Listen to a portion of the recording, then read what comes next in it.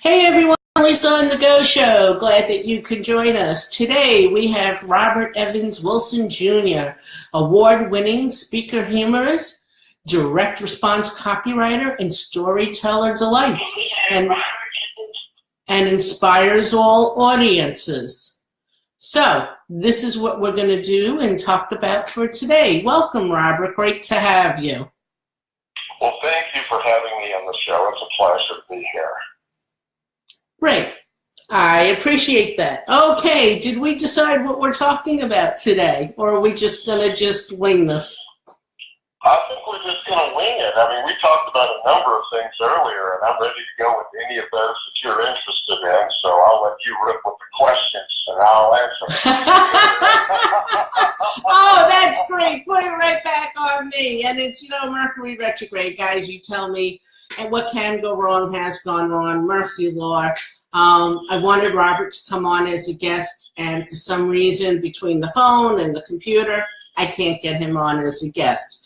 So let's see. What do we want to talk about? I'm stuck. Let's talk about you and where you are on your spirituality and how you got there.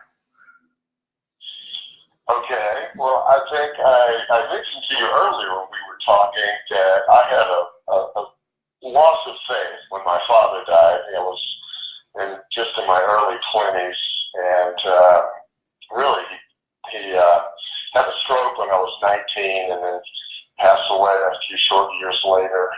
He never really recovered from that, and I was just devastated by that. And so I kind of just went full-on atheist. I was like, I'm done. God has abandoned me. I'm abandoning God. And kind of went that way for a long time until I had children. And then I started gradually moving back to having a spiritual beliefs, to feeling that there was a greater power, that there was more out there than I understood. I found some,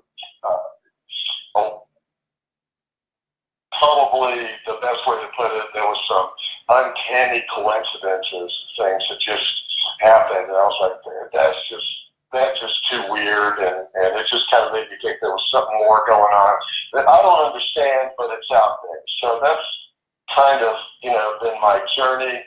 I believe that there's a power in the universe that we don't understand, and that's kind of where I'm at right now. Absolutely agree with that. But the stories that you told earlier about your parents, you are where you are meant to be and how things fall into place. Do you want to tell any of those stories? Tell you their story? Sure. Okay. With your mom or your dad, that you're just meant to be where you're meant to be, or how things go, or how things heal, and it's beyond our control. We just do what we're led to do. Yeah. Well, as we were talking earlier today on the phone, I mentioned that my parents experienced a miracle back when I was very young, when I was about 3 or 4. And my father had been diagnosed with kidney failure back when there was no cure. And his doctor said, you're going to die. You're going to die sometime in the next year. You need to start making your plans. And so they did. So they just started building, they just figured the end was coming. We need to just, what we're going to do. And so they sold the house they owned and took the proceeds from that and built a 3-unit apartment house with the idea that my mother, my sister, and I would live in 1 unit and live partially off the rents of the other 2. My parents did a lot of talking and planning. My mother had been trained as an x-ray technician, but had not worked in a number of years because she was a stay-at-home mom. And then, so they decided that she would go back to work part-time when that inevitable day came, until my sister and I were old enough to go to school, and then she would start working full-time. And in preparation for that, she started taking some temp jobs in order to beef up her skills and also develop a network within the medical community of where there might be jobs for X-ray technicians. In the meantime, though, she was ever hopeful and really was hoping and praying for a miracle. And so she did. And then on one of those temporary jobs, when she was covering, she would do vacations for, she would cover the shifts for X-ray technicians going on vacations as a temp job, and she was doing these pretty much back to back. And on one of those jobs, there was some downtime because the power went out. She couldn't use the X-ray machine for a couple hours, so she went into the lobby of the doctor's office and looked for a magazine to read. She went up to the magazine rack and she scanned all the popular magazines of the day and kind of passed over those when she was drawn to a several months out-of-date copy of the New England Journal of Medicine. And she started reading that magazine, and all of a sudden she found herself reading an article about some physicians in Boston who were doing some experimental surgery. And the experimental surgery they were doing was the world's first organ transplant. And as she read on, she read that the organ they were transplanting was the kidney. Well, now she's excited because Dad's dying of kidney failure, so she's very intently reading into this article. And as she reads on, she reads that they're looking for volunteers. And now she's even more excited. And then she reads that there's a catch, that the volunteers have to have an identical twin. My father happened to have an identical twin. And so she went right to the telephone and just started dialing Boston, calling Boston, until she got one of those doctors on the phone. And she said, "Are you still looking for volunteers?" And he said, "Yes, Mrs. Wilson, we are looking for volunteers. Send me your husband and his brother." And so that evening, my father and my mother went to visit my Uncle Ralph. And he said, "To save your life, absolutely, you can have a kidney." And so my mother felt like that she was guided to that magazine and to this cure for my father, that it was a miracle. And so my father, because of this, became the 12th person in the world to have a kidney transplant and live. Right, so she didn't work that part-time job. They didn't lose the electric. She would have never went, right, to go read and get a magazine, and then the article appears. So I will say in life, I don't know. I don't have the answers, right? Sometimes you show up and things happen. You are where you are meant to be. It's just amazing how those things can happen. You know, it's... It is. What is that saying? That when the student is ready, the teacher will appear. Well, it sounds like your family is of intuitives and tuned in the days when we didn't even talk about, being spiritually awake or spiritually healing. So that incident was particularly awakening to my mother.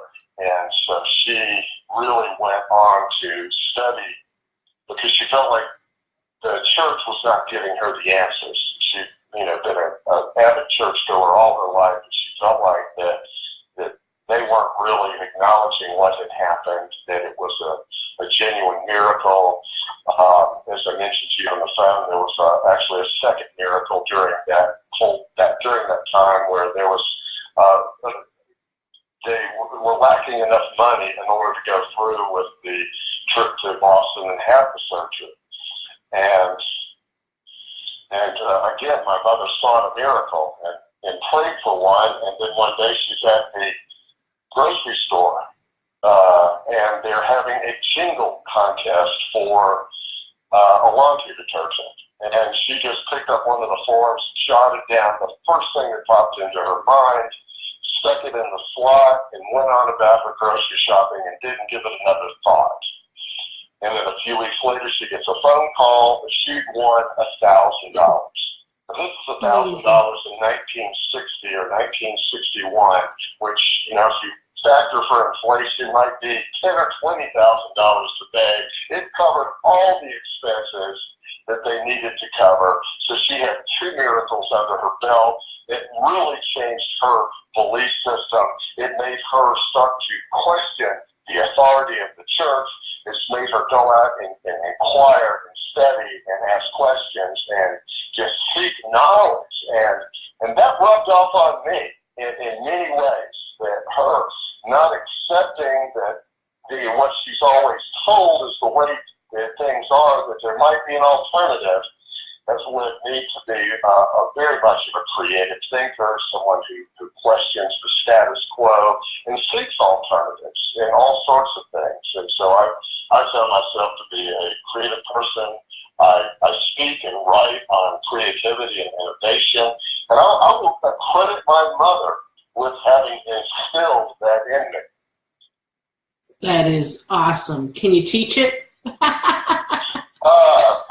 Right? I mean, is there a way to teach this? I mean, you do see people that do have miracles, or there's, a community, or everyone gets together for like a visual, right? And there's prayers, or, someone's hurt, or a really bad accident, and miraculously, things change. But, is there a type of energy? Is there a type of, no one knows how to teach that. There's no rhyme and reason to that. Is there? I'm not sure that there's a way to teach that, and I think a lot of what my mother was doing back in those days was kind of what they call the law of attraction today. And I know people try to teach that all the time. I don't know how you learn it. Honestly. So what? So the law of attraction is, how would you, okay, so a law of attraction to me is, you're an inspiration, right? You're a writer, you're an author, you're known, right? I'd love to, right? So law of attraction, we meet up. We actually met on one of the social media sites, and he's like, Rob says, can I come on your show? I'm like, sure. What do you want to talk about? I don't know. We'll talk that day, and this is how we are where we are today. So law of attraction, there was something as an attraction, whether I need to learn to write more or be more creative. So is it being around the people? Is it bringing around the energy and the vibes we want to be around to make a shift? What would you call law of attraction? How would you describe that? Well, I think it's all about you put your desires out there, and if you desire something bad enough, and you have a genuine, true desire for something, I believe it will come to you. I believe you will find the path that will take you to that. I think that when you and I hear people say a lot of different things about law of attraction. I'm just telling you how this worked for me.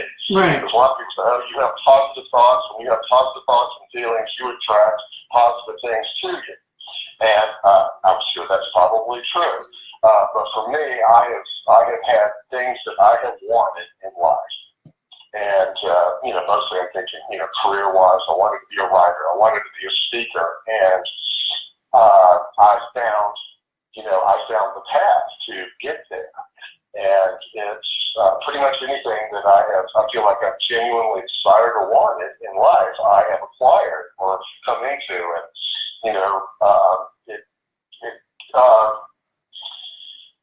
don't know, that's just the best way I don't know how to put it. I'm not an expert in this, but I just because there's people that generally people have some real tragic, horrific life stories, one of their children being sick, or someone, deeply caring for. And I believe that they're open-hearted and looking for the law of attraction. Maybe they're not positive. I don't know. But there's something in there, because if we could do it and teach it, we would. I'm glad that works for you. It'd be interesting to see if there's any rituals or anything around that. We would all love to learn that, have the ideal job, the ideal spouse, the ideal home, the ideal monies, vacations, or just being in peace and happy who we are. Well, and I think you can have all of those things, but I think you need to put it out there in front of you that this is what I want, that I want to be in this career. And then you move in a path towards that career. And it may start out with baby steps. But if you keep your focus on this is where I want to be, and you keep moving in incremental steps toward that, you'll get there. I don't care what it is. Whether you want to be a doctor, or if you want to be an author, or if you want to be, whatever it is. When I was, in high school, I thought I wanted to be a doctor. So I started doing things to move myself towards becoming a doctor. I started working in a hospital. I started taking courses that were relevant to, getting into med school or even into pre-med. And so I just kept moving in this direction until I got to the point where I decided I didn't want to be a doctor. Working in the hospital kind of cured me of that. But I hear that happens more than you know. Well, that guided me to the point where I realized that wasn't me. That wasn't what I really wanted. And I knew that I was doing that really to please my parents. I had told my dad when I was pretty young, I knew I wanted to be a writer as early as third grade. And at some point after third grade, I remember telling my dad, I want to be a writer when I grew up. And he just laughed at that. He thought that was funny, and he kind of tousled my hair and said, son, writing's not a job, writing's a hobby. But you go ahead and write as much as you want to now while you have time. Because when you're an adult, you're going to have to get a job. And there you go. You proved him wrong. That was very discouraging to me. And I wanted encouragement from my dad to say, yes, writing is a great thing to do. Go be a writer. He told me that when I told him the year before that I wanted to be a skin diver. He thought that was a great idea. But when I said I wanted to be a writer, he poo-pooed my dream. I will say, I have some really good friends, and if I actually follow them, one is really positive. Always positive, doesn't take things personally. I go to him professionally, and he does some things on the side. Actually, he's a chiropractor, right? And he decided he wanted to get into a large practice and still keep his practice. So he just put out, if it happens, it happens. It doesn't, he doesn't. He gets into this practice, and oh my gosh, the guy is so happy. Everything he wants. And he still does his network and does the social media sites and does all these things. And then he is at one of the networks groups and some, as you're in a job for many, many years, some things change, or, chiropractic, being a massage person, is really hard on the body. It really can take effects on the human body. So he put out there for the next job that he would want. And he just put it out to the universe, really didn't say much. And he's at one of his social networks, and someone came up to him and said, can I have your resume? He's like, okay, hands him the resume. 2 weeks later, he handed him the resume. They gave me the dream job of something I've always wanted to do in the chiropractic field, where, it's more using the brain and not as much as the hands-on and physical work, and he's still keeping his own little practice. And it was like, wow. But I never saw him in fear mode. I never saw him diverted. Because then I have another friend a few years back, and I was watching them because they were so positive and so on track, and this is what I want, and this is where I want to go. And this person was currently in the job of a dream job. Now they wanted more, and they wanted the more money. Well, out of nowhere, they get laid off. Then I saw the fear mode come in, and like a diversion, and didn't stay on their path, that perseverance. I don't know if it makes a difference. It appears it makes a difference. It's really hard to stay straight on the path. This is what I want, how I want it. And regardless, right, you get laid off and now you're like, how are you going to pay your bills? And you get into fear mode because you have other responsibilities. And then this person has been totally off path, doing what they're doing for their money, but not doing what they love with the passion within their heart. So that's very interesting because my chiropractor's passion, he knows what it was. He set out, perseverance, kept on target, and he's doing everything he wants. I'm really happy. You being a writer, you went to your med school, you try to please and approve that, as you know we all do, and you're like, nope. Passion is writing, and you went on the path, and you're an awesome writer, right? You have books published, you're doing marketing and copywriting. I mean, that's just so awesome.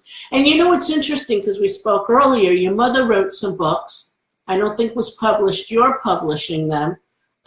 Writing's in your blood. So that was interesting that Dad said no. Yeah, it is. That was kind of funny. And so, yeah, I think you're absolutely right. When you have a passion and you pursue that passion, you will achieve it. I just genuinely believe that. And I think that if people just, keep the goal out in front of them and, pursue it daily. A lot of times you may have to change the path, but you don't change the goal. So you might be on one path that you believe is taking you to the goal, and then you tweak it, you find a better way to get there, or a different way to get there that suits you better. For some reason, this just popped into my head. I had my first doctor as an adult that I would go to was an older man, and I noticed that his medical degree was a number of years after his diploma for his medical degree was a number of years later than when he had graduated his college diploma. And I commented on that. I said, I see that did you go back to school to decide to become a doctor? He went, no, it took me 12 years to get through medical school. I said, really? He goes, yeah, I couldn't afford to go through any faster than that. That was all I could afford. And so it took me 12 years of going to medical school part-time and working part-time, and I eventually completed it. It took me 12 years. He says, I'm a little embarrassed about that. And I said, well, you shouldn't be. I said, the same thing happened to Albert Schweitzer. And he went, really? And he was so pleased to hear that. I said, well, you're in good company. That is awesome. Well, for me, to be honest, I was just intuitively led to start this website, Spiritual Fitness on the Go, and it's been perseverance, and it's been many obstacles. If you would have asked me 5 years ago if I would be doing a Facebook Live or even writing blogs, I have a lot of friends that are on here from high school, and writing wasn't my thing. And here people are loving my blogs when I've written them, loving my show. I have, a huge audience. My videos go on all the social media sites. So if you would have asked me 5 years ago, what are you doing? My choice was going back to school or doing something on the internet, and I came up with the internet. And after 2 years when that wasn't working, I went to Christina Alexandria. She was at a holistic expo giving free readings known as Angel Chatter.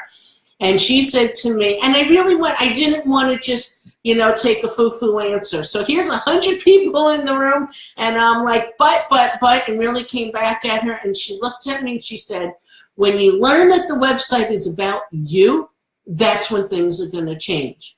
Did you hear me? When you learn the website's about you, that's when it's going to change. And I'm going, yeah, right, let's see how this goes, right? And now it's 3 years later, and I'm taking this awesome class that challenged us to do the Facebook Lives. And it's just been great, right? And people are just loving the videos. So I continued them. So here I am, and I'm working on workshops, and spoke to some people, and they're like, absolutely, that'll be great. I mean, I wanted to be a teacher, just never thought of being a teacher this way, but, you know, I found my passion. And along with the obstacles and perseverance, as you said, you know, just stay on that straight road. Is it going to work? I don't know. Time will tell. So very interesting. Rob, it was great having you. Appreciate meeting you. Sorry I couldn't get you added on as a guest for Facebook Live. We need to look at the technical issues on that, but Rob is on my phone on speaker, so you are able to hear him. Thank you. Namaste. Appreciate having you, and look forward to connecting with you more on our social media sites. Love, laughter, and peace. Lisa on the Go with Spiritual Fitness on the Go. Bye, guys. All right. Thank you.